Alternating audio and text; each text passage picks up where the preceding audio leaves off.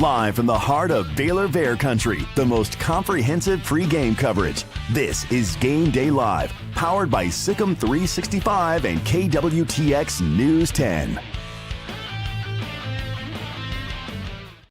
Studios on MLK and also Elm Avenue, and just a mile or two west of I-35 in McLean Stadium. We're later today, much later today, 7 o'clock kickoff, the 120th meeting between TCU and Baylor. TCU's won the last 4, and of course there have been some dramatic games in this series, including just a couple of years ago here. As the clock is running out, TCU runs onto the field, hits a field goal in that magical year that ended up losing the championship game to Georgia. I'm David Smoak, Craig Smoak, Paul Catalina. Garrett Ross is here today. We will hear from Chad Vothereen in a minute over at McLean Stadium as Baylor honors the 2013 and 14 Big 12 championship teams. Paul and Craig, we have spoken with some of the players. We'll hear from some of them today on this show. It is a special weekend for two special teams that really kind of set the tone for Baylor in the 2010s. Yeah, absolutely. It's going to be wild to see all these teams back. And this was the last team, the 2013 and 2014 team, that could say they had TCU's number a little bit because they won, multiple games in a row. They won multiple games out of they won 3 out of 5 or whatever you want to, however you want to quantify it. Since then, Baylor beating TCU has been very, very, very rare. And so it's a huge game for both teams. Not only is it a rivalry, but to dictate the rest of their season. This is a big one. And if you can get a big rivalry win that helps you kind of continue to pick yourself off the mat, because both these teams have been knocked down to the mat multiple times early in the season and looked like they've maybe turned it around, that can be huge, especially for a coaching staff in Baylor whose future was very uncertain when the season started. Yeah, I mean, it's been a lot of pomp and circumstance this week, and a lot of people walking down memory lane and enjoying those teams from 10 years ago. They deserve that look back, and that's been fun. But, at this point, I'm kind of all celebrated out, although I think tonight will be great, and that'll be cool for a lot of people. It's all really, great, but if they don't win tonight, then I think it's, that's the main thing for me is like the game itself tonight, and all the other stuff could be the best kind of dressing. It'll be great either way, but for me, it's game day. They haven't beaten TCU in forever. They're on a 2-game win streak, and they've got a chance to put themselves in a really nice position to go win a bowl game. So as far as the actual football team itself, that's kind of where I am, but I know for a lot of people that is going to be just part of the meal tonight, and that 2013-14 celebration is going to be the main course for some people. We will hear from Garrett Ross and the keys for the game. We'll also today hear from former quarterback Bryce Petty. Couple of 3 players on this week after the win against both Texas Tech and Oklahoma State. Troy Baker, former Baylor offensive lineman, will join us, and we also will get a little bit from Ricky Thompson, Baylor radio sideline analyst. The last time Baylor won was a triple overtime game at Amon Carter Stadium. Their last 3 or 4 wins they've had have all been dramatic. RG3 bombs away with a late field goal by Stork Jones to beat TCU 50-48. Then there was the tip pass in the end zone with Terrell Burt sealing the game against Casey Paha up at Amon Carter. Then 61-58, and then the triple overtime game a few years later. Chad Vothereen is at McLean Stadium. It is a huge night for celebrating, but also what Baylor fans, I would think, Chad, want to also celebrate is their 5th win of the year. Hey, Smokey. Yeah, it's good to see you guys and good to hear from you all. Yeah, I think, this is, even last week, this was kind of the most momentum that this team has had in quite some time. And it's been a couple of years since they've even won 3 games, let alone over 2 years since they had won back-to-back games, which they did that last year. And now they have the chance to be, over 500 for the first time in the second half of the season in several years. And so that's obviously a lot. And then, of course, with everything else, of Arena, this really kind of truly feels like the real homecoming game with the 2013-14 players coming back into town and everything. And so, and of course, they haven't beaten those guys since 2019. And I was actually a TCU student at the time, sitting in the student section. Of course, Denzel Mims, that name haunts a lot of TCU students for a long time because that guy was just sensational. But again, it's going to be another one of those games. And this also kind of has little bit of the makings of what we saw earlier out in Boulder with Baylor in Colorado. It could be a very similar game to that, but obviously Baylor wants to be on the other side. Chad, these are two teams that can get some high-flying offense. Not going to be, maybe a defensive slobber knocker. TCU did actually have one of those a couple weeks ago against Utah. But if you were a betting man, and Chad, I don't know what your habits are, but if you were a betting man, is this an over game? Absolutely. I think this is an over game. You look at kind of what both these two teams have done defensively. And one thing, you got to give Baylor credit. I mean, they've been able to defend the run so well. I mean, you saw what they did with Ollie Gordon last week. You saw what they've done with some other really talented running backs. But defensively, their secondary, I know they've been banged up a little bit. I know they should be pretty healthy for the most part. But this is a TCU team that is really the only team comparable that they've seen to TCU is Colorado. And Colorado, that was earlier this season for them. I think if they played again, that'd be a way more high-scoring game. But you've seen what both these two teams have done to Texas Tech. They had very similar games, put a lot of points on the board. And TCU, they throw the ball a lot, and that's how you quickly score points. And so I would definitely take the over, just considering how both these two teams have played over the last few weeks. Chad, what are a couple of your keys to the game for Baylor, just based on how we've seen them win games the past couple of weeks? So what do you need to see them continue to do or maybe do better? Well, yeah, I think a lot of Baylor fans, I think the coaches and even the players, and obviously Dawson Pendergrass himself, they loved what they saw last week, putting over 300 yards on the ground. And this TCU, the defense always has really fast players, so their secondary is one of the better secondary units in the Big 12, but they've really struggled to kind of protect the run. They've had a lot of some of their linebackers and some of their defensive line, very talented, but they haven't necessarily been 100% healthy over the years. Some of them are still coming off of injuries from last year. And so they've been banged up a little bit in terms of defending the run. And so if Baylor can kind of emulate what they did last week to Oklahoma State, putting a 300-yard game together, then they can find a lot of success, and they'll be able to keep up with that TCU offense, who's going to put a lot of points on the board and also just put the ball in the air a lot. Chad, this is an interesting weekend because there's so much going on. Yesterday they had the Hall of Fame lunch with the legends at Baylor. There's also gatherings throughout the night. There's a golf tournament with former players going on, I think, at Ridgewood. There's a tailgate party with all the former players and a few of the former coaches. And then there's the game. So how are you and your staff? What kind of a game plan have you had today?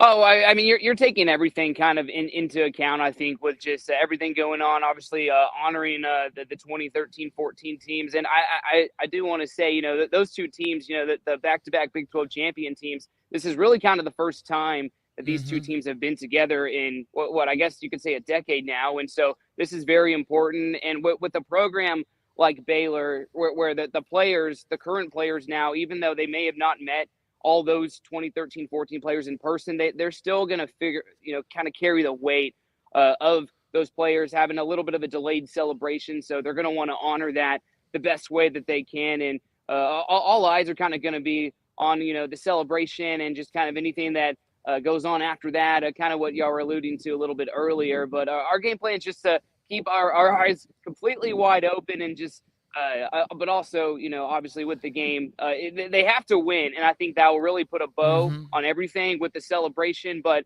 if they don't win, then I think you could see a lot of maybe more negative things said about just everything going on this week. Well, they have the blackout, and I mean, we got to bring it up. The last time there was a blackout, you were, I guess, I don't even know if you were in college. The 16, they had 16. They had the blackout, and TCU came here and beat the living hell out of Baylor. It's probably one of the darkest days in Baylor football history, if I remember correctly. Yeah, let's see. I would have been a freshman. That would have been my first year. I graduated high school in 16. So, yes, that was a great year. And that's what made, some of those following years, especially that 2019 win, last time Baylor won, that's what made it really special, not only for Baylor, but also really devastating to TCU fans because, they had this dominance over the last few years in this rivalry. And I want to say you have to go back to like the 70s or something like that since the last time Baylor really had a long streak aside from, some of those early 2010, 2013, 14 teams. That's how much that, they've been close. But again, TCU's really dominated this rivalry if you look at the kind of bigger scope of things. And so a win for Baylor, obviously they want to get kind of back on the saddle and get on the right track of this big rivalry game. Chad, hopefully it stays dry the rest of the day. I don't know if it's ever going to rain or not. We've heard that might be in the forecast. Good luck. I see what your jacket you're wearing. Thanks for your time on our Game Day shows every Saturday morning. Have a great day. Yes, thanks so much, guys, for having me. It's Chad Botherine from KWTX. So TCU leads the overall series 59-53-7. That separation started in 2010 when they had the team that dominated Baylor at Amon Carter Stadium. Baylor won in 11, 13, 14, and 19, but all the other years, TCU has found a way to either blow them out or win at the last second. And the Baylor wins have been dramatic as well. The over-under is 63.5, so you're looking at 33, 31, something like that. I had 37, 33 Baylor. We'll have other predictions with Paul and Craig a little bit later on. And Baylor is a 3-point favorite, which usually is the home field advantage, although that has not always been the case here for Baylor against TCU. When we come back, we're going to hear from former players, Bryce Petty, Troy Baker, and more. Also, Omar Abedian will join us. Keaton Thomas will join us. And Bryson Washington, the running back, will join us on this week and this game and Baylor's 2-game winning streak. Can they make it 3? Game Day Live. Game Day Live, sponsored locally by Central Texas Plumbing Solutions and Bird Colgin Ford. The right call can make all the difference on and off the field. Hi, I'm Mark Stewart with Bird Colgin Ford. When it's that time for your next car, truck, or SUV, Bird Colgin Ford is the right call. Check out the F-150, America's #1 truck, 47 years in a row. Now with 3.9 for 60, plus additional savings. Make the right call with your next vehicle at Bird Colgin Ford. Experience better at BK Ford. What have we got? The Andersons. All night tossing and turning, bad backs, sleep score at an all-time low. Round up the team. At Denver Mattress, going undercover is literally how we solve problems. And when we find sleepers waking up with aches and pains, we turn to the Tempur-Pedic Adapt, designed for ultimate pressure relief that uniquely adapts to your body's pressure points. The Tempur Adapt features innovative technology, so you get deep, undisturbed rest all night long. Denver Mattress, the easiest way to get the right Tempur-Pedic. KWTX presents the Greg May Honda Extra Point High School Football Show on News 10. Catch highlights from teams all across Central Texas every Friday night at 10. The Greg May Honda Extra Point High School Football Show on KWTX News 10 is sponsored by Greg May Honda and in part by Slovacek's, the Good Feet Store, and the Zimmerman Law Firm.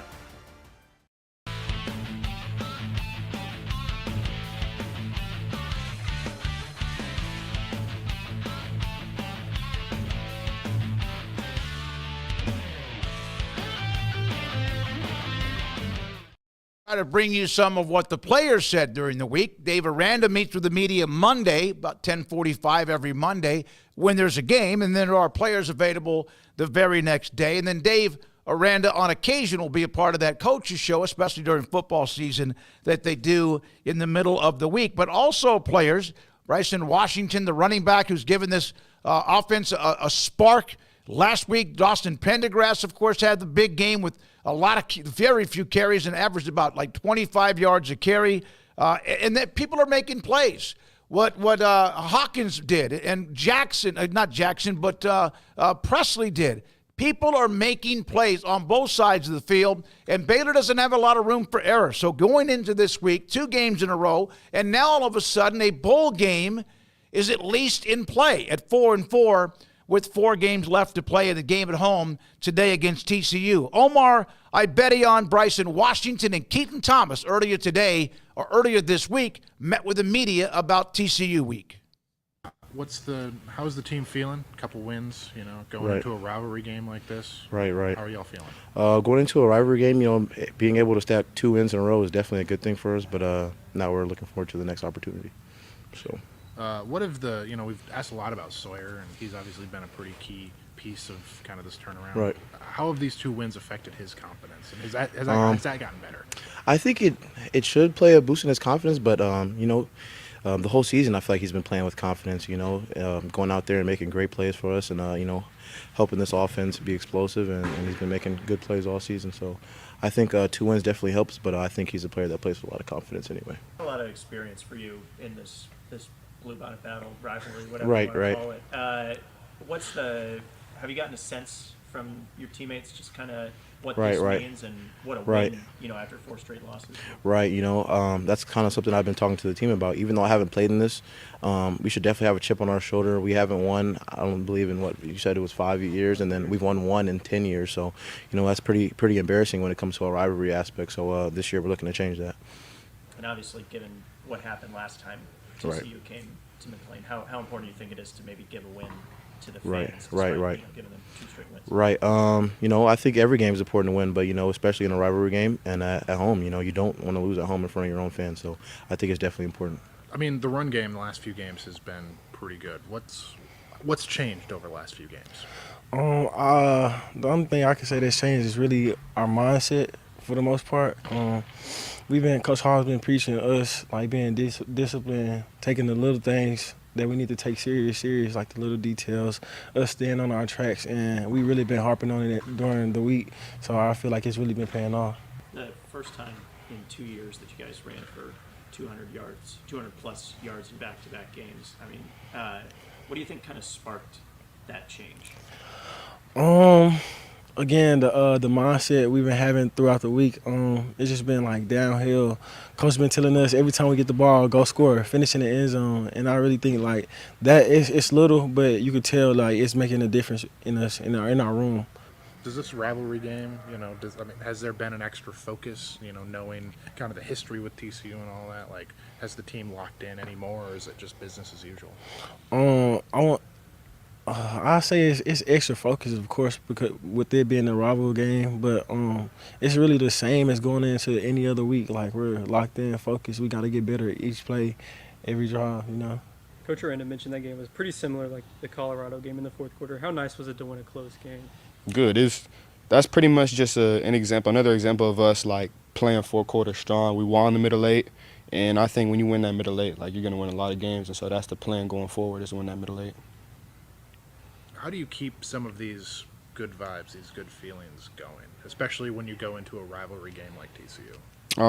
It's more of just making sure we don't get too high, just like we never got too low. Like we understood when we were losing games that we were only a couple plays away from losing, and when we're winning games, we were only a couple plays of taking care of business of winning that game. So it's just we can't get too high, we can't get too low. We got to stay level-headed, humble, and ready to work every day. All right, those are 3 players earlier this week as they head towards TCU. That game tonight just after 7 o'clock is the kickoff. Baylor and TCU at McLean Stadium. Coming up, Garrett Ross, keys to the game. A little bit later on, again, the 10-year and 11-year, I guess you could say, reunion of the 2013 and 14 Big 12 championship teams. Several players in town to be a part of that presentation and also ceremony at halftime. This is Game Day Live.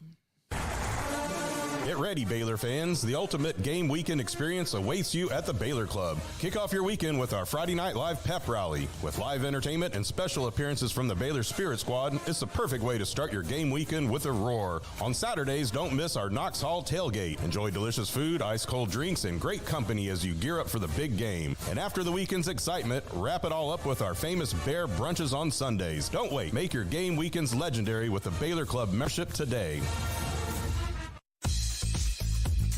Baylor Scott & White Southwest Sports Medicine and Orthopedics, the team physicians for Baylor Athletics, diagnosing and treating all sports-related injuries, including concussions. These specialists also provide orthopedic services for athletes and non-athletes alike, whether it's knee or shoulder pain, a wrist injury, orthopedic spine care, and even an arthritis and total joint clinic. Trust the doctors Baylor Athletics trust. Baylor Scott & White Southwest Sports Medicine and Orthopedics wants to get you back in the game.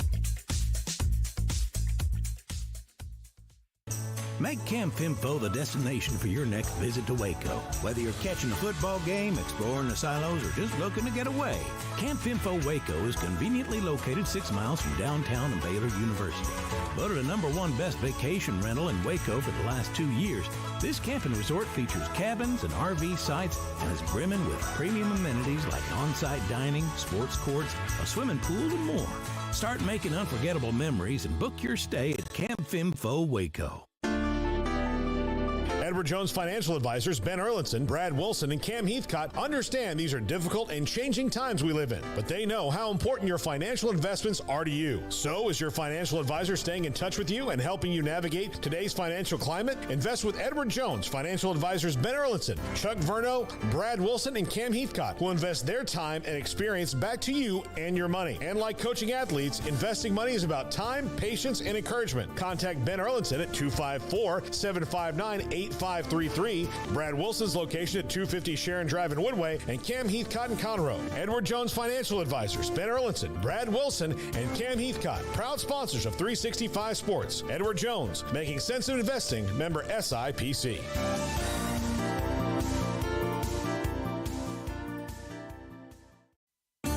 There are 26 letters in the alphabet, over 600,000 words in the dictionary, and just 3 of them said together can change everything.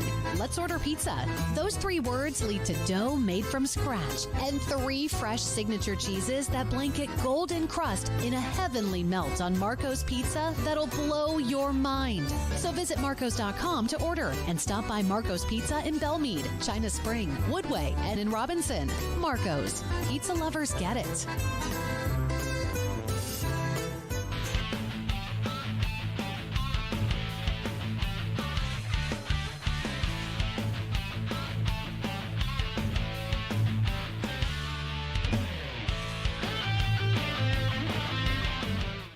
Welcome back into Game Day Live. I'm Garrett Ross with today's Keys to the Game presented by Richard Carr Motors. Last week, Baylor was able to take care of business at home and then knock off Oklahoma State to extend their winning streak to 2 games. Now this week, they have an opportunity to take it to 3 as they welcome TCU into Waco. And the Frogs have really owned this rivalry over the past decade. This is going to be the 120th matchup all time, but TCU right now is in firm control.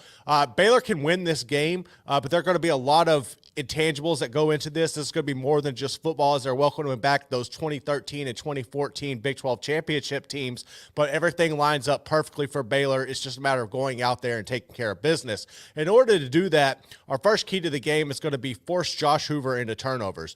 When you look at the TCU quarterback, I found it very intriguing earlier in Big 12 Media Days in Vegas where Sonny Dykes told us that Josh Hoover was the most talented quarterback he's ever coached, which I think if you go and look at everybody who's played under Sonny Dykes in that position, for him to say that about Josh Hoover is really remarkable, and the numbers really stand out to themselves. Last week against Texas Tech, Josh Hoover had another big game. He put up 3 touchdowns. He's up to 19 touchdowns on the season, and that earned him the watch list a spot on the watch list for the Davey O'Brien Award, which goes out to the best quarterback each year. But at the same time, while Josh Hoover has a lot of big numbers that he's putting up, he forces the ball a lot. He has 8 interceptions on the season. He's also lost a fumble in every game that they've played. So I think the one key to the game is Baylor's really going to have to force Josh Hoover into uncomfortable situations in the pocket, make him force the ball because he's known and prone to do that, and Baylor's secondary should be able to key off on that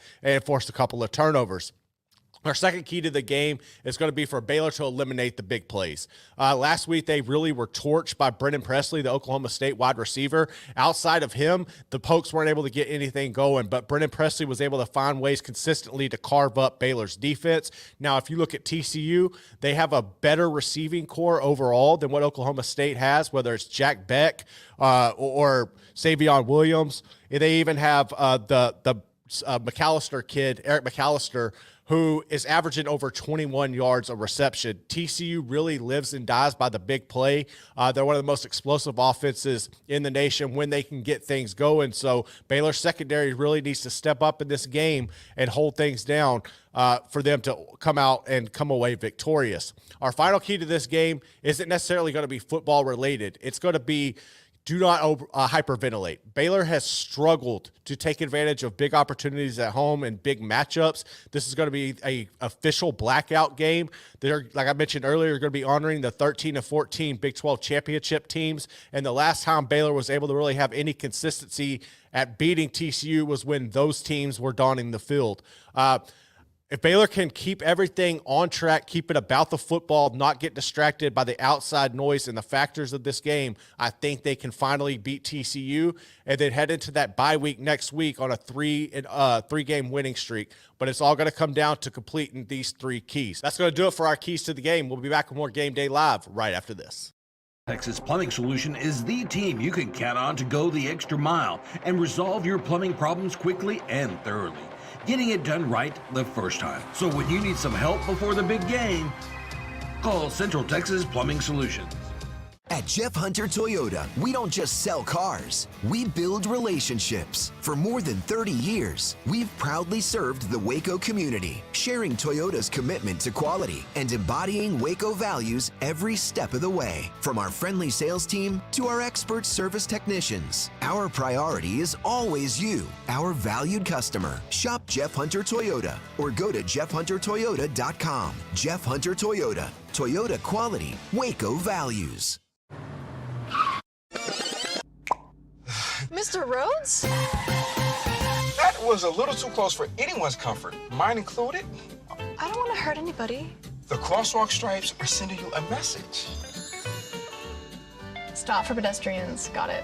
And slow down. I'll keep my eyes open from now on. And we'll all get where we're going safely. I want that, Mr. Rhodes. I just love humanity. Does anybody need a hug? Watch the Greg May Honda Extra Point High School Football Show every Friday night at 10.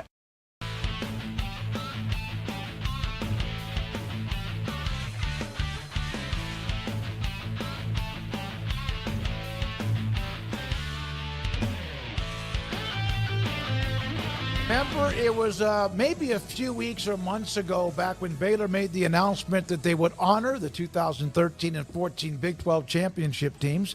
We had Bryce Petty come on the show, former Baylor quarterback who was part of both of those championship teams in a big way, and we discussed it. He joins us today because this is the week of. Bryce, it's actually the week of. Do you feel any different than you did back when it was announced that the honor and the reunion was going to happen? Just older and wiser per usual. But no, man, it's a great honor. We're excited to get all the guys back together and be a part of, again, something very special for us. Bryce, Seth Russell joined us a couple of weeks ago. He tipped us off to the fact that you guys have been invited to run the Baylor line. What do you think of that? Are you planning on taking up that offer? You absolutely know I'm not going to. I don't know why. I'm gonna trip once in my career, and that's it. So I'm not gonna go sign up to do it again. But I think that's a great idea. Actually, Levi's the one who wanted to do it, and Coach Wetzel and Javon put that together. So I'm excited those guys get to do that. But I'll take part in watching. Bryce, comparing the offense that we've seen the last couple weeks to what you guys did, what do you think the similarities and differences are? And, there are certain places that things just work consistently, different facets of it. Like the Steelers are always going to be best when they're a power run team, when they run the ball and play defense. It seems to me like Baylor fits having a wide open offense. Yeah, no, I mean, it's a great point, right? You have to know your identity. And Belichick had a really great quote about that, especially for the NFL. It's a lot different than college ball, but you really don't know who you are in the NFL till, week 8 or 9 or 10, right? Even though there's, again, the history of the Steelers and some of those powerhouse AFC teams have been different. But for us, when we were going back, it was always attack and wanted to keep it wide open, wanted to play fast, always keep defenses on their toes. And we just repped it so much. It really just became second nature. And so I think you're starting to see a little bit of that with Sawyer and those guys. They're finally starting to kind of, dive into a little bit better, understand who they are, what they're really good at, bringing back the wide zone, which I love for our guys. And we're starting to play downhill. We're starting to play with a little confidence, which is good. I think that's it. Again, it starts with confidence. It starts with belief, and you got to see that on the field to to embody that and then start, dominating at the line of scrimmage. What are some of the particulars that you've, enjoyed or maybe that have stood out to you about Sawyer Robertson's game? One, just his leadership. I think the guys really gravitate towards him. And since he's taken over, each week he gets better. Each week he gets a little bit more, again, more and more confident, not to just, override that word. But I like him as a leader. And I think he can make plays both with his arm and his feet. I was actually at the game in Lubbock and got to watch him live. He's got a lively arm. And so I think just guys respond really well to him. So I'm excited to see, again, what that product looks like, against TCU. A little bit questionable defense on their side. So I'm hoping there's some points scored for us. Bryce, it's the 10th year of the 2014 team, the 11th year of the 2013 team, and because of some legal things, they couldn't do 13 at the time until something was settled legally. But now they were able to do both of them together, which to me ended up making a lot of sense. What is this weekend going to mean, not just to you, but what do you think it means to a lot of players? Well, I mean, I think for the players especially, it's just the ability to get recognized that, it doesn't come around too much where you win Big 12 championships. It dang sure doesn't come around a lot that you win, back to back. And so, for the guys just to be together, to get to kind of commemorate, being on the field together and what we were able to accomplish is a really cool thing. And then, especially with Coach being there, we're going to get to spend some time with him, which is fantastic. Just because there's just been a lot of things that have happened over the 10 years. It hasn't been, I think, what anybody's or what we expected it to be. Coach Rule, Coach Aranda has been great, including guys in the program. It's just different, right? So to be back and have everybody together, again, Coach Wetzel and Javon and all the everybody in the B Association and Baylor, University wanting to put this thing together means a lot. And so it's just kind of exciting to get to walk down memory lane for a lot of us that are older, fatter, balder, and get to, remember what we did accomplish and be recognized for that. You mentioned it's hard to win a Big 12 title. It's hard to win it back-to-back. Other than Oklahoma having 3 in a row and then one time putting together that stretch of 6 in a row before Baylor won it in 2021, the only school in the history of the Big 12 to win back-to-back Big 12 football titles is 13-14 Baylor. Yeah, I mean, it's really hard to do it once. It's really, really hard to do it, back to back, and especially the run that OU had. Again, it's when you have the momentum, it just kind of seems infectious and contagious. And I would presume to say that most of those guys in the Oklahoma locker room have a lot to say, similar to what we would say is that there's a standard there, and once you create that standard, it's unfortunate how we lost that standard, but at the same time, it's so hard to get. But once you actually get it going, then it just feels like, man, if you're not with us, in terms of preparing that standard and solidifying that standard, then the team kind of cast those guys out. And so it's just a winning atmosphere. It's an infectious atmosphere. And it's something that again, it's hard to find, but when you do find it, you gotta hold on to it and run with it.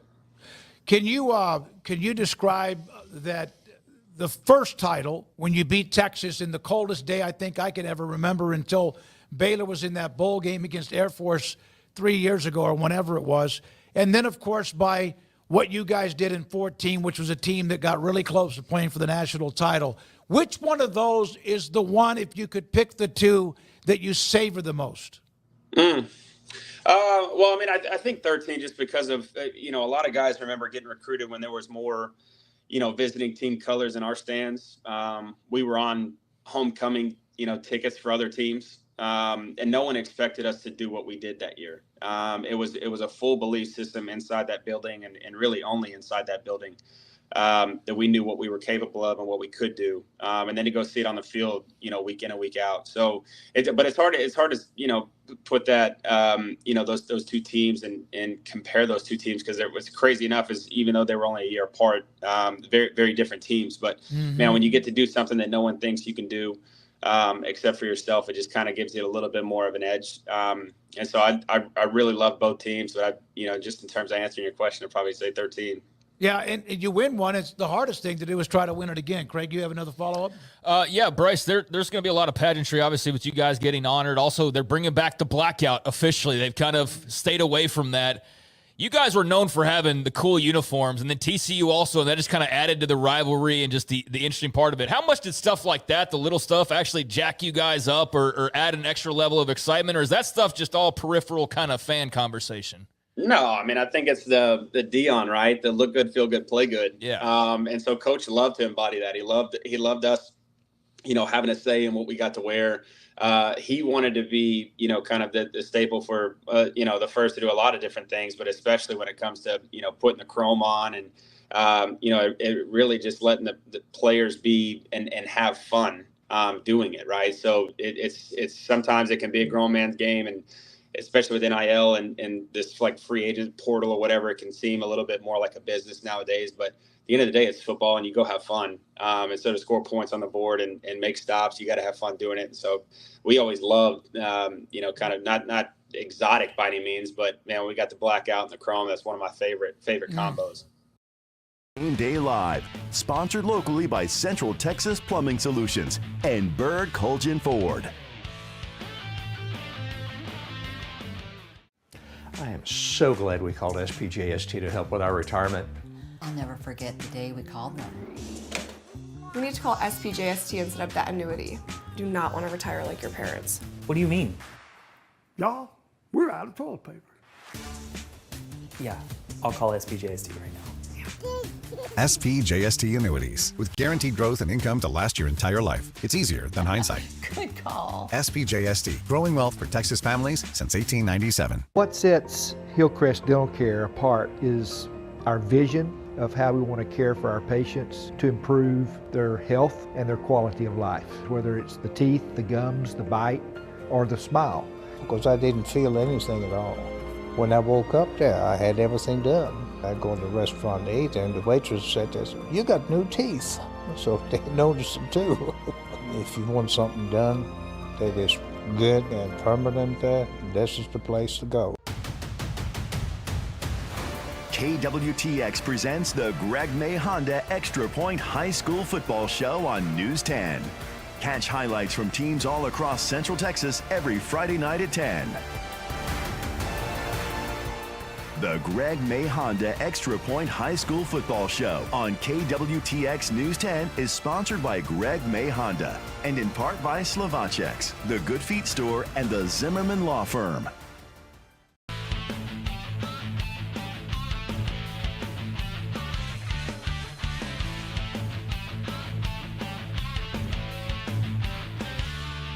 One game today in the Big 12 was changed because of what was going to be more than just rain, possible inclement weather up in Stillwater, Oklahoma. So they changed the game that was going to be a night game between Arizona State and Oklahoma State in Stillwater. They moved that to what is a clump now of 4 games in the Big 12 at 2:30. And here's what we have. Here is the schedule. 2:30, Texas Tech in a huge moment for them. At 11th ranked Iowa State as the Cyclones try to keep their not only Big 12 championship game hopes alive, but possibly be a part of the college football playoff. That game is on ESPN. At 2:30 in Houston, Willie Fritz and the Cougars host 17th ranked Kansas State on Fox. Arizona at UCF, that game's on FS1. And then the 2:30 game with Arizona State, Oklahoma State, it's on FS2. Because FS1 and Fox, they're busy. But the Fox game, it can be a broadcast what is on the Fox stations in the state of Oklahoma and also in Arizona. Then the 7 o'clock game, Baylor hosting TCU on ESPN2. At the bottom, BYU, 9th in the country. Colorado, 23rd in the country. And then Utah, Cincinnati, West Virginia, Kansas. A light schedule. A lot of the games, almost all of them, well, they all are at 2:30 except Baylor, TCU, and there's the week in the Big 12 today. Yeah, very, there's a couple games like Arizona, UCF, two teams desperate for a win. Oklahoma State probably needs no more shaking up of anything. And with Sam Leavitt coming back from Arizona State, that gets a little bit harder. They desperately need a win. Texas Tech needs to do something big, especially after, a small minority of their fans created a minor kerfuffle this week about headsets. And I think, by far the most important game of the week for, collectively between two teams is Baylor and TCU. This game could change trajectory, especially for Baylor. Don't think that the players don't know that a lot of them don't know what it feels like to beat TCU. And a lot of players don't know what it feels like to beat TCU. And to kind of get that monkey off your back would be huge, I think, emotionally and confidence-wise for a team that's playing as confident and well as they have in over 2 years. Mm-hmm. Yeah, I think it's important for Texas Tech to look really good today. If not, then I think there's no excuses. There's no, we had our comms tapped into, or there may have been an issue with this, or this happened or whatever. As you said, it was a small number of people on the Texas Tech side that kind of took and ran with the helmet communication story, including some of the people in charge of Texas Tech. But now it's all out there, so you put it out there, and there's no choice left but to go out and play really well. And if it was something that actually hindered you in these past couple games, and I think that ought to be pretty evident by the way you play today against one of the best, if not the best teams in the entire conference. Some might say BYU, some might say Iowa State, but I think, it's really important for Tech to look good after their talking this week. Yeah, they need to focus on football, and it did get a little bit distracted, and it looked a little sour, but that's gone. That was like a 24-hour cycle with the comments from Kirby Hocutt, their AD, even their donor, Cody Campbell, had about a 24-hour cycle. Some of the national writers and columnists that I text during the week after that was that night and also the next day, they all kind of almost felt not dirty by covering the story because it was a story, but they all felt like this thing could have been handled much better. Yeah, it could have been handled by Brett Yormark, and starting with him at the top and on the way down, and I think Tech could have handled it differently as well. That's all water under the bridge. I think the Big 12 hopefully learned a lesson about you can't just inform equipment managers and expect them to run up the chain of command and, inform the rest of the league, basically. I don't know what they were thinking with that. That's all on the league. But Tech decided to make it more public, and now it's, again, really important for them to turn around and look good. And if they don't play well today, then that's going to be interesting what the reaction to that is. But I think, Houston's been one of those teams that bounces up and down. They get an unexpected win, and then they take it on the chin. At least that was the experience after they're getting their first Big 12 win. But then they got their second Big 12 win now. I don't have a lot of high hopes for them at home today against Kansas State. I just think Kansas State's playing too well. But, Houston's scrappy, and they've already won a couple more Big 12 games than anybody expected. I think Oklahoma State, man, they really need a win. I mean, they really need a win of any kind. And, with Arizona State getting Sam Leavitt back, I think that's obviously great news for the Sun Devils and Kenny Dillingham.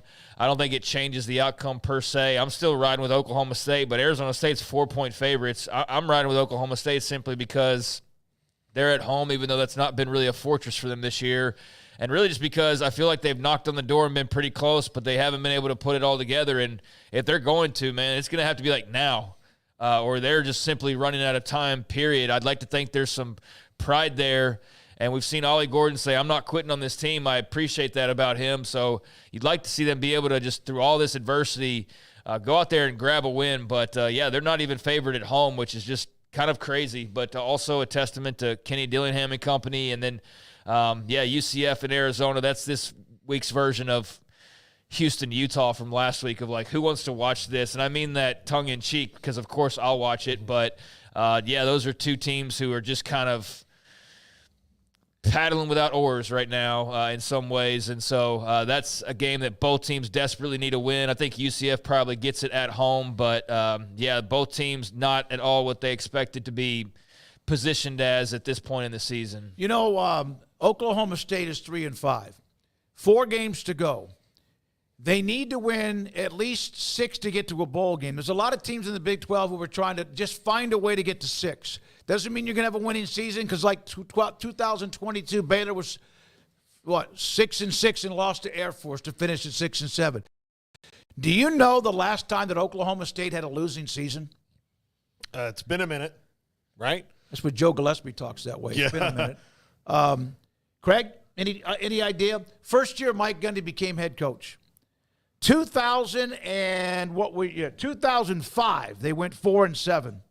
He's been 7-6 a handful of times, 3-5. 2007, since the last time. That's how consistent that he has been with the Cowboys in Stillwater. So that's also a critical, because they lose today, they have no better than 6-6 if they win out their last 3. Now, couple of national games that are what we call bangers, top 25. Both teams have to be ranked. There's some other games that are very much important, but a couple of bangers. At 11 o'clock, Penn State at home against Ohio State. This is a game that James Franklin has not been able to win. There have been a lot of great coaches, and I'm not comparing him to some of the Hall of Famers who could not beat certain teams. And it cost them not only conference championships, national championships, but there have been a 2. And Paul, you and I know of 2, Bobby Bowden and Tom Osborne. But this is a huge game for James Franklin, but we know what it means to Ryan Day. So that game's at 11 o'clock on Fox. Pittsburgh is at SMU up in Dallas. Kevin Jennings, the quarterback for SMU, will play. That game is on the ACC network. That's a 7 o'clock game tonight. And last night... How is that on the ACC Well, network? It's one of those that was planned. There was a game the other day. SMU and Pitt? Yeah, I don't know which one it was. I mean, it's the biggest ACC game that we've had in, what's the bigger game that they've had so far? I don't know.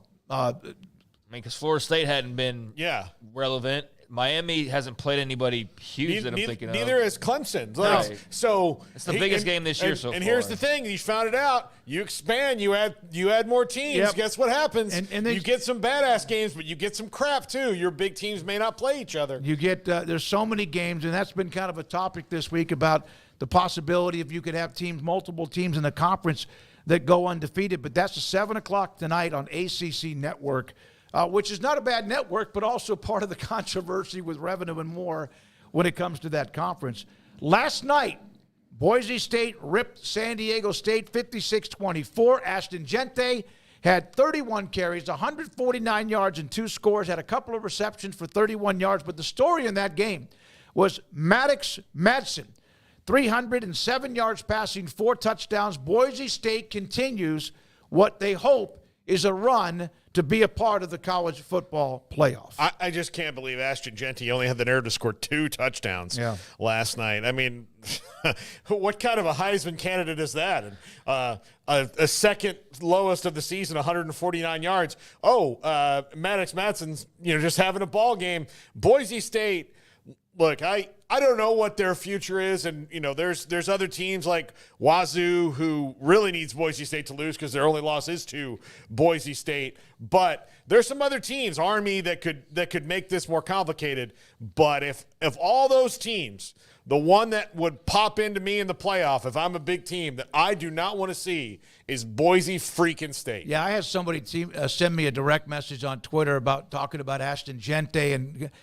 He hadn't played anybody. He had 192 yards and 3 touchdowns in that loss to Oregon, which was close, 37-34 earlier in the year. So he has played somebody. The guy's amazing. And Wazoo. Yeah, and Wazoo, has one too. loss to them. Yeah. John Mateer is like 4th in the country of that stuff. No, that's all. They haven't played anybody because they're in the Mountain West. And of course, that is such a silly comment to make. When we come back, we're not done. Ricky Thompson, Baylor radio sideline analyst, will join us. We'll also hear from former Baylor offensive lineman, one of the ringleaders, one of the godfathers is what we call the leadership on the offensive line. He is also around the corner, and this is Game Day Live.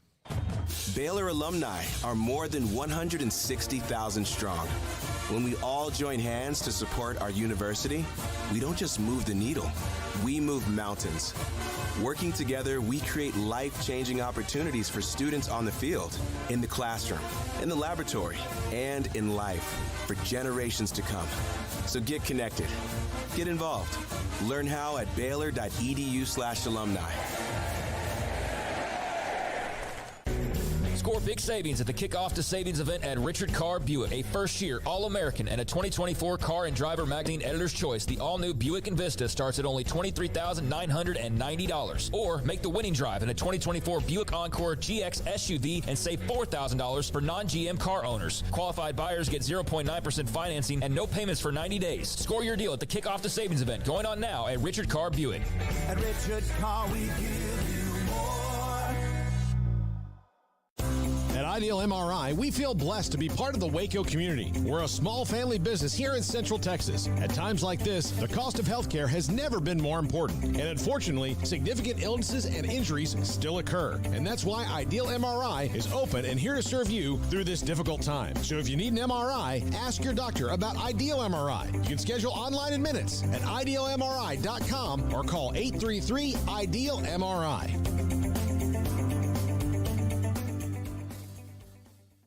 Make Camp Fimfo the destination for your next visit to Waco. Whether you're catching a football game, exploring the silos, or just looking to get away, Camp Fimfo Waco is conveniently located 6 miles from downtown and Baylor University. Voted a #1 best vacation rental in Waco for the last 2 years, this camping resort features cabins and RV sites and is brimming with premium amenities like on-site dining, sports courts, a swimming pool, and more. Start making unforgettable memories and book your stay at Camp Fimfo Waco. Get ready, Baylor fans. The ultimate game weekend experience awaits you at the Baylor Club. Kick off your weekend with our Friday Night Live pep rally. With live entertainment and special appearances from the Baylor Spirit Squad, it's the perfect way to start your game weekend with a roar. On Saturdays, don't miss our Knox Hall tailgate. Enjoy delicious food, ice-cold drinks, and great company as you gear up for the big game. And after the weekend's excitement, wrap it all up with our famous Bear brunches on Sundays. Don't wait. Make your game weekends legendary with the Baylor Club membership today. Baylor Scott & White Southwest Sports Medicine and Orthopedics, the team physicians for Baylor Athletics, diagnosing and treating all sports-related injuries, including concussions. These specialists also provide orthopedic services for athletes and non-athletes alike, whether it's knee or shoulder pain, a wrist injury, orthopedic spine care, and even an arthritis and total joint clinic. Trust the doctors Baylor Athletics trust. Baylor Scott & White Southwest Sports Medicine and Orthopedics wants to get you back in the game.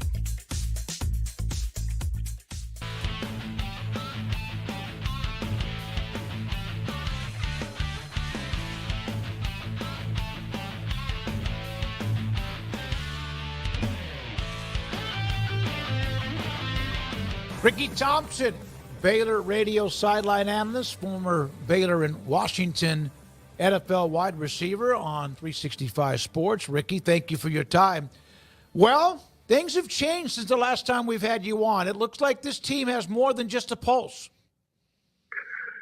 Yeah, I'm not sure any of us would guess this right now if we were talking 3 or 4 weeks ago, the way things were going, but pretty exciting, and, you know, I think we've seen some pretty good football, guys.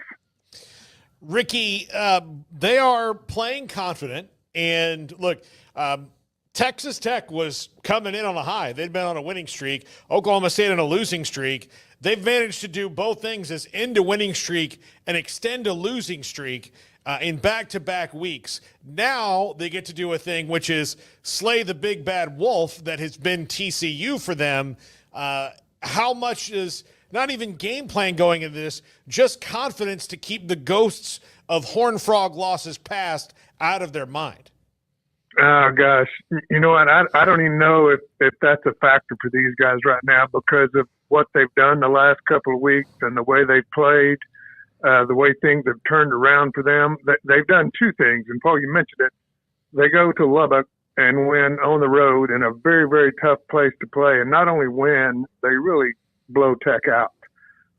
In fact, that the most disappointing thing about it, if you listen to Aranda, was the fact that they let them score the last 2 touchdowns. Not a factor in the game at all. It's a blowout. They're trash time scores, and they're upset they gave them up.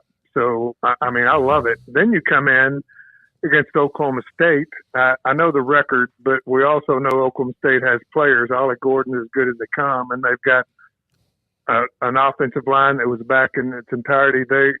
They've got talent. They're struggling. But that was a game that comes back to a 31-28 game late. And what's happened the last couple of years when that's happened? Well, figured out a way to lose. This time they drive down, punch it in the end zone, go up 38-28, and win the ball game. So we've seen things that have changed their confidence level, changed the way they play, and they'll go into Saturday confident. That doesn't necessarily mean they're going to win or that TCU is going to just lay down, because they're not. And that's been really a tough out for the Bears, and probably more so in Waco than Fort Worth. So this is a huge game for them, but it wouldn't have been if they haven't won the last two and go to 4-4. This goes to a lot of things. I don't think there's any question, both offensively and defensively. But guys, go back to one major change, and that's the QB change and the confidence Sawyer has given that offense, and probably even affected the defense some. Without him back there, I don't think they're where they are right now. Now, as far as that offense, and it all sort of starts with Sawyer, this run game, the last couple of weeks in particular, has gone crazy and been really, really good. How much of that is Sawyer? How much of that is the O-line? How much of that is the running backs? And is it all sustainable in your opinion, knowing also that they're playing some teams who haven't been great against the run, but kind of where do you take all of that momentum and where do you sort of categorize it, so to speak? Well, I think you take all of it. You have averaging 300. You've rushed for 600 yards the last two games, 255 and 345, whatever it was. That's phenomenal. I think absolutely some of that goes forward. I think TCU will be better against the run than the last two teams that the Bears have played. But I'm just telling you, it's like anything else in the offense, even the passing game, defensively stopping the run. Once they've had that experience of running the football the way they have, I think they'll continue to do it pretty well. Now, I'm not saying they're going to go out for 300 yards every game. They're not going to. But, in most games, you rush 150, 180, you're in awfully good shape if you can throw the ball some too. So I think it's due to all of it. And I go back again to Sawyer and his ability to move with the football, even against the rush, against the blitz, and to handle that and to take off, even on a 11-yard first down run. Something like that adds so much to the running game, and it opens up your backs. You're at the 1-yard line last week, and I'm thinking, man, this may not be good. And first play, Pendergrass goes, 40 yards, 45. I just think it's a confidence with all these guys right now. There's been a couple of changes on the offensive line. I know Fugar went out to tackle. I think that made a difference. So I think the running game's here to stay, and that's not saying it's going to be 300 a game going forward, because it's not. But Craig, I think they've improved dramatically in the running game. Ricky, TCU has not run the ball particularly well, and they've actually generated a lot of their run here recently with Savion Williams, their star wide receiver, running the Wildcat. So that is certainly something that Baylor will see on Saturday. But their bread and butter is the passing game, and Josh Hoover's very good at throwing the ball around, although it's a matter of if he's turning the ball over or not. That's kind of been how their season's gone. What do you think about Baylor's pass defense at this stage? How much of a concern do you have going into a game against a high-powered attack with some talented receivers like TCU? Well, I have some concern. I think we saw a guy last week with, 15 catches for 183 yards? Yeah. And I don't think he's as good as these guys TCU have. I think Kendall Briles is doing a good job. They've thrown for over 400 several times. They are going to sling the ball. And unusual, Williams, I was just looking at some of that today. This dude's 6'5", 225. And they're putting him back there in a Wildcat, and he's run for 72 yards. They had, an 84-yard pass last week that was the winning touchdown. Williams had a 75-yard catch or run out of the backfield. They have had huge plays. So I'm concerned with the passing game. I thought that we struggled even with Oklahoma State last week with some guys just running wide open. I saw a couple of blown coverages. So I'm very concerned about it. I think that's going to be in past weeks. We've said you got to stop the run. I think in this case this week that maybe you may have to try to stop the passing game first because they are going to throw it. That's where they get their big plays. So that's a concern, and I'm sure Coach Aranda has that same concern, and they'll be working on that quite extensively this week, I'm sure. Thank you, Ricky. Appreciate your time. As always, every other week we have J.J. Joe on a Monday night or Monday evening, and then Ricky on Wednesday. Favorite Styles home for the holidays from Du Bois Furniture. We make it easy and affordable. Entertain in style this season with special holiday savings, plus up to 25% off all accessories and up to 70% off clearance at Du Bois Furniture. If you need a system repair or replacement, call the good folks at Clark Heating and Air Conditioning. They're family owned and operated since 1999. And offer best of the best installation, maintenance, and customer service. Being Waco's Tempstar Elite dealer, they have the best warranties and financing options. The Clark team is knowledgeable, well-trained, and ready to serve you. Call Clark Heating and Air Conditioning today and see why they're Waco's Tempstar Elite dealer. The right call can make all the difference on and off the field. Hi, I'm Mark Stewart with Bird Colgin Ford. When it's that time for your next car, truck, or SUV, Bird Colgin Ford is the right call. Check out the F-150, America's #1 truck, 47 years in a row. Now with 3.9 for 60, plus additional savings. Make the right call with your next vehicle at Bird Colgin Ford. Experience better at BK Ford. Sleep well and save during Du Bois Furniture's Home for the Holidays mattress sale. Sleep better on a new Sealy, Stearns & Foster, or Tempur-Pedic mattress. Plus, get up to a $300 in-store certificate and special financing now at Du Bois Furniture. Watch the Greg May Honda Extra Point High School Football Show every Friday night at 10.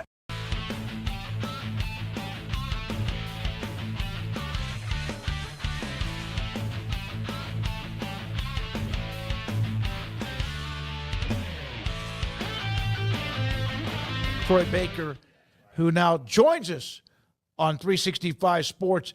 Hey, man, thanks for your time. Sorry about the technical issues, but what does this weekend mean to you? We've had Bryce Petty. We had Jordan Niver. We've tried to kind of bring on some guys that we remember.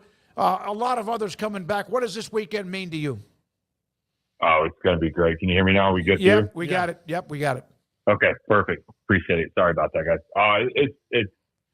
We feel welcome back for it's been a decade, which is crazy. It's been fun, the excitement. I mean, personally, I actually had, funny enough, I've become a little bit of a hockey fan. I live up here in Dallas, so I'm a big Stars fan. And the day before this was first announced, the Stars put tickets on sale to go to Finland and play this weekend against the Florida Panthers. And I had bought tickets for it. And then this came out, and I said, there's no chance that I can miss this, just given the opportunity to get so many of the team together and all the effort put in by the current administration and staff to welcome us back with open arms. And they're doing it upright. It's going to be a first-class weekend. And just having the buzz of more than anything, all the group chats going off with all the guys and the former players of all of us just catching up. And I'm excited. It's going to be great for so many reasons. Can Baylor recapture the magic of 61-58, Troy? The TCU rivalry has been very one-sided since you guys left, really. It has been. The thing that's also, timing's working out great. This team's figuring out their identity. They're walking around with a little bit of swagger. They're playing with some belief and confidence now. I think it's just kind of it's obvious to see. There's some, I think back to Utah, the end of the Colorado game. And now the last couple of weeks building that momentum. And so I think that it's a perfect timing for us to come back in because it's going to be a great atmosphere. I know that there's a lot of excitement and rightfully so around the blackout and the atmosphere and the uniforms and whatnot, but it should be to the point where I expect there's going to be a quality quality game. Obviously, TCU's kind of wild with how many points they put up this year and kind of sporadic. We've got an offensive coordinator up there who knows how to put up points, that's for sure. So it's going to be fun to watch, and we're looking forward to it. Troy, I'm curious if you've watched the O-line, all that intently, if there's anything you could share with us on what you see from a group that, it's a hodgepodge of young guys, and then there's transfers. And I know you guys had new guys that would come into the fold, but it really is unique and a little bit different now, and just how many interchangeable parts there can be from one year to the next. And especially with a group like that, gelling is so important, right? So have you seen that gelling going on, and just kind of what have you picked up as they started to have some bigger offensive performances?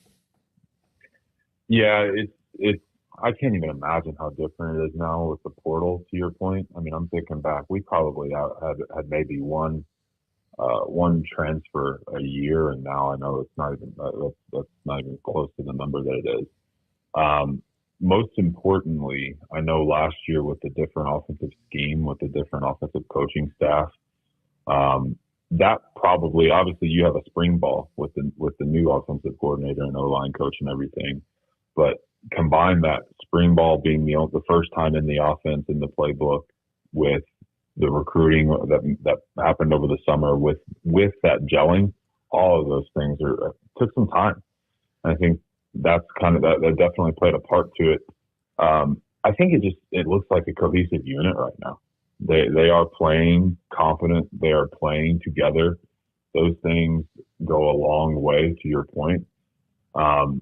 And most importantly, I think what also took a little bit of time for the team to accelerate on is that they obviously were building an identity from an offensive standpoint around a specific quarterback coming in, and then at midseason went a different direction with Sawyer, and his confidence is very clear in how he plays and how he presents himself, and it's exuding to the guys up front. And now they're having some fun.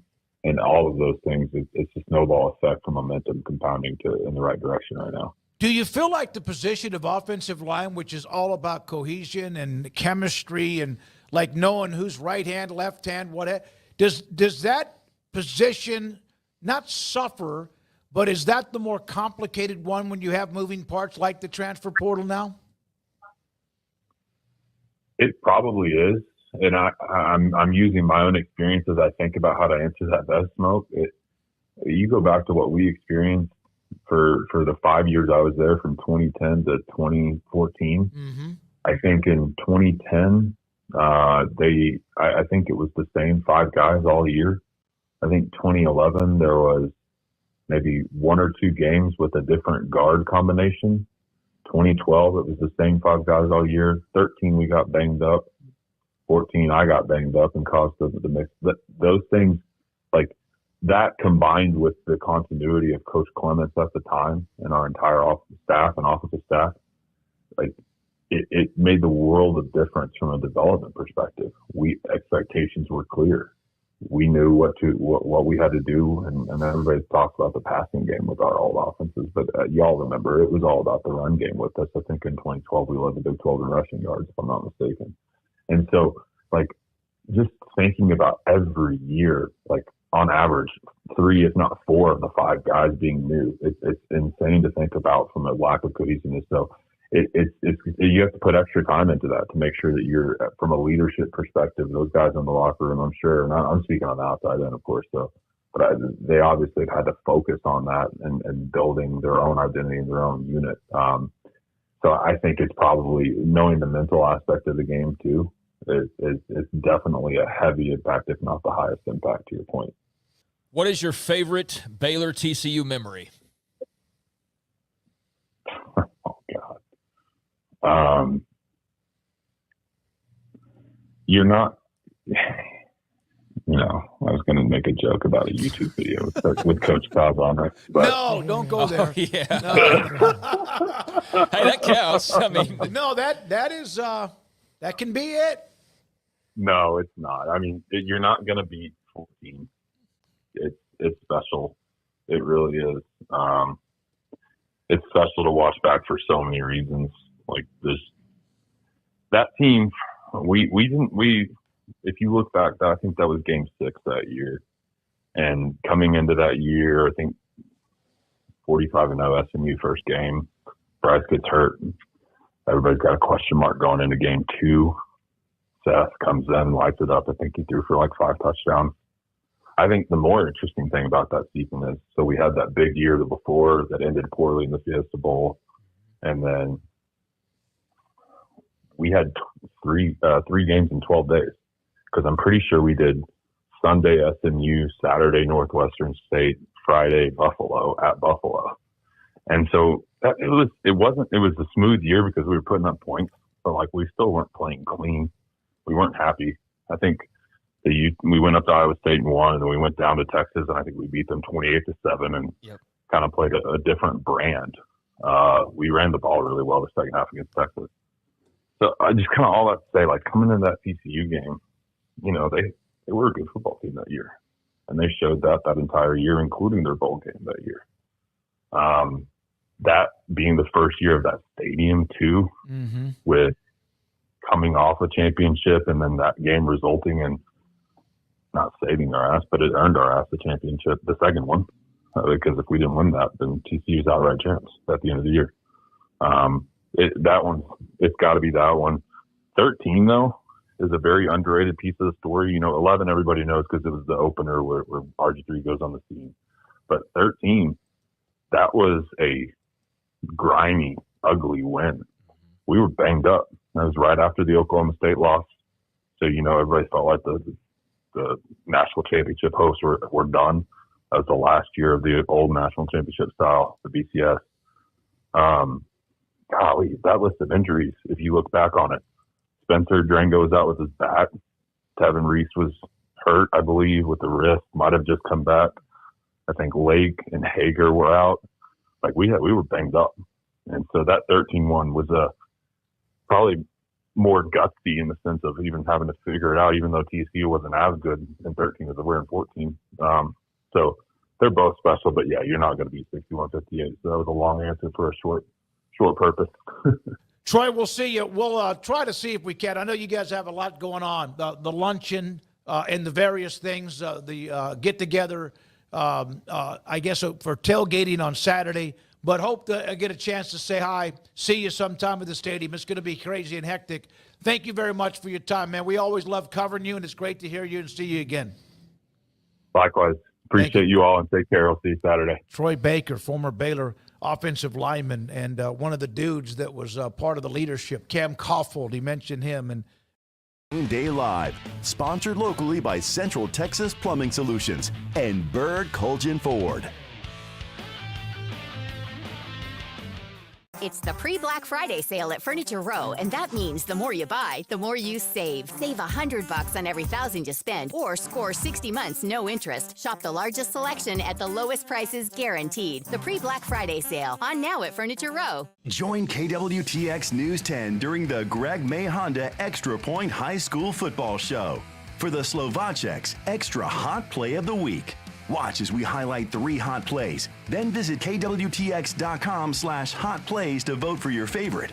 Voting ends the following Monday at noon, and the winning hot play will be revealed on KWTX on Monday during the 6 and 10 p.m. newscasts. The Slovaceks Extra Hot Play of the Week is sponsored by Slovaceks in West. Turkey season is here. And as Thanksgiving arrives, the Zimmerman Law Firm and KWTX want to give back. If you or a family you know is in need, go to kwtx.com and make a nomination for the Thanksgiving Turkey Giveaway. 2 deserving families will be chosen at random to receive a complete Thanksgiving dinner from H-E-B. Visit kwtx.com to make your nomination for the Thanksgiving Turkey Giveaway, sponsored by the Zimmerman Law Firm. For over 30 years, Denver Mattress has been improving the sleeping lives of millions, one night at a time. And during the pre-Black Friday sale, save $100 on every $1,000 you spend, or get 60 months no interest and free shipping. Denver Mattress, the easiest way to get the right mattress.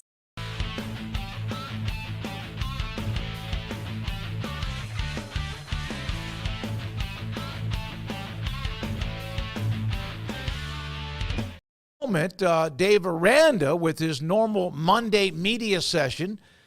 anytime there's a game, Baylor has the off week next week. So if they can win today, be on a 3-game winning streak and get the off week and then the stretch drive of 3 straight, you got to like that. But, of course, you have to beat TCU. And here's Dave Aranda. How much excitement does a blackout bring and just kind of buying into that environment? They're excited, yeah. Today we have those helmets on this morning and the walkthrough. Everyone's fired up about that. I think everybody knows. There wasn't a whole bunch of words being said, but you could just – there's a different feeling. There was a different feeling this morning, and I think a lot of it has to do with what you're talking about. And so we'll take it. Yeah, we'll take it. I'm excited about it too. Dave, it may have taken you a while, but have you figured out your routine, juggling the different hats, where being the defensive play caller, head coach? How do you have a regular routine that you keep? One of the hardest things is to do the call sheet. And my son plays freshman ball for Midway and plays on Thursdays, and so I'd love to watch him play, and it's fun to watch him play. But then you do that at the cost of preparing for a game. I just think there's just the time runs out, and I think the time that you do have, maybe it's a morning or something like that you're using that too. And so I just think there's at some point when all of it's done, there'll be a good time to rest. But there's just at the beginning of the week I feel rushed. At the end of the week I feel like I don't have enough time, and it's been like that basically the whole time. And so I don't think I've found a good solution yet. Dave, to the fans, these TCU games seem to mean a lot. What would it mean for you to get your first win against TCU? Yeah, definitely want to win, and we're going to do everything we can to try to be able to do that. I look at the coach in Sonny. I have a lot of respect for him. It goes all the way back to Tech, and just knowing, the man that he is, and the coach, and the type of offenses that he's had, and then you look at the team, and there's guys that we know pretty well that we'll be playing against, and a lot of respect for them. And so you look at, some of the struggles they had early on and how they have addressed it and come out and played, and especially this last game, and just coming back from all of that, it's going to be a challenge for us. And I think we're at the point right now with what our challenges that we've overcome, we're ready for it. And so it's going to be an attack mindset from us going into it. Do those 2013 and 2014 Big 12 championship teams ever cross your radar when you were elsewhere? And how cool is it going to be to have some of those players back in town? It's going to be really cool. I know a fair amount of them just through my experience here, but then I remember watching those games. I remember the excitement that goes, and I know there's a great love here in the community for those teams and those players, and so it'll be exciting to have them back. That's Dave Aranda, Baylor football coach. 4-4. They were 2-4. We know that going into the season, a lot of speculation about his future. Still has work to do. Craig, as of now, your thoughts about what he's done, because 2 or 3 weeks ago it looked like, Baylor would be looking for a new coach. Yeah, I think he's bought himself some more time, and we're going to have to wait and see how this next month of games goes to really have a better idea of what the end of the road looks like for them moving into the offseason. I think, though, he's definitely positioned himself to be back next year the way it's trending. If he were to win today, I think they're in a great spot to where that would be the case. They'd have a lot of momentum, but you could also lose today, lose out, and then we're right back to where we were about 3 weeks ago to a month ago. So I don't think there's any way to really make a grand determination. You just got to let this thing play out. But the last 2 weeks have done a lot of good, built up some goodwill. And if you win today, then, man, you'd really be feeling, I think, great about the chances that this thing's got some more legs to it. Well, look, they've got a schedule here in the last 4 games where they should be able to get at least 2 wins. And if they win today, I think they should get at least 3. I mean, they win today, they might win out. Exactly. Like, if they win today, like 3-1 should be the floor, right? Drop a stupid one, that's fine. This is still a growing team. But if they win today, this changes my opinion about the team completely from where it was 3 weeks ago. It was 2 years ago when they had that 5-3 record and they lost the last 4, and then last year 3-9, and this year, well, they were 2-4, and if they could get on a run, and that means you got to win multiple games. 2 is good, 3 is better, and then maybe this is a bowl team after all. When we come back, more thoughts and final thoughts about TCU and Baylor, and this on KWTX and 365 Sports is Game Day Live. It's time to score big savings at the Kickoff to Savings event on GMC trucks at Richard Carr GMC. Take the winning drive with the Texas Truck MVP. GMC Sierra is the best truck on the road. Save $9,000 on 2024 GMC Sierra SLT models in stock with approved trade-in. Plus, qualified buyers get 1.9% financing and no payments for 90 days. See dealer for details. Save big and score your deal at the Kickoff to Savings event at Richard Carr GMC. Richard Carr, they have the truck for you. Baylor alumni are more than 160,000 strong. When we all join hands to support our university, we don't just move the needle, we move mountains. Working together, we create life-changing opportunities for students on the field, in the classroom, in the laboratory, and in life for generations to come. So get connected, get involved. Learn how at baylor.edu/alumni. Get ready, Baylor fans. The ultimate game weekend experience awaits you at the Baylor Club. Kick off your weekend with our Friday Night Live pep rally. With live entertainment and special appearances from the Baylor Spirit Squad, it's the perfect way to start your game weekend with a roar. On Saturdays, don't miss our Knox Hall tailgate. Enjoy delicious food, ice-cold drinks, and great company as you gear up for the big game. And after the weekend's excitement, wrap it all up with our famous Bear brunches on Sundays. Don't wait. Make your game weekends legendary with a Baylor Club membership today. TFNB Your Bank for Life is the official local bank of Baylor Athletics. Find out why more Central Texas are making TFNB their bank for life. Sign up for our Edge checking and savings accounts to earn interest or cash back. With 5 convenient locations and an award-winning mobile app, banking has never been easier. TFNB Your Bank for Life. Member FDIC. At Ideal MRI, we feel blessed to be part of the Waco community. We're a small family business here in Central Texas. At times like this, the cost of healthcare has never been more important. And unfortunately, significant illnesses and injuries still occur. And that's why Ideal MRI is open and here to serve you through this difficult time. So if you need an MRI, ask your doctor about Ideal MRI. You can schedule online in minutes at idealmri.com or call 833-IDEAL-MRI.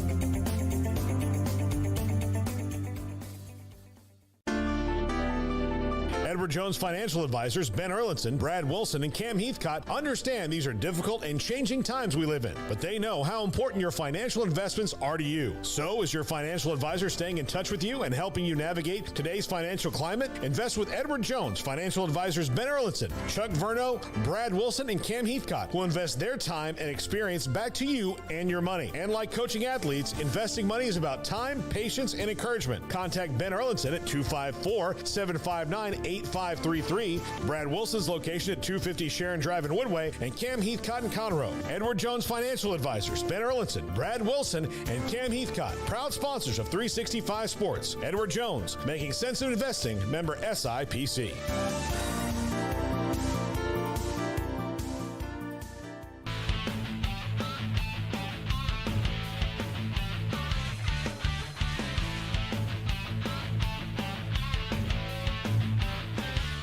Today's Game Day Live every Saturday morning when Baylor plays, no matter the kick time, at 9 o'clock until 10:30. David Smoak and Paul Catalina, Craig Smoak, and thank you. Chad Botherine on earlier from McLean Stadium, and Garrett Ross is the one running the mothership.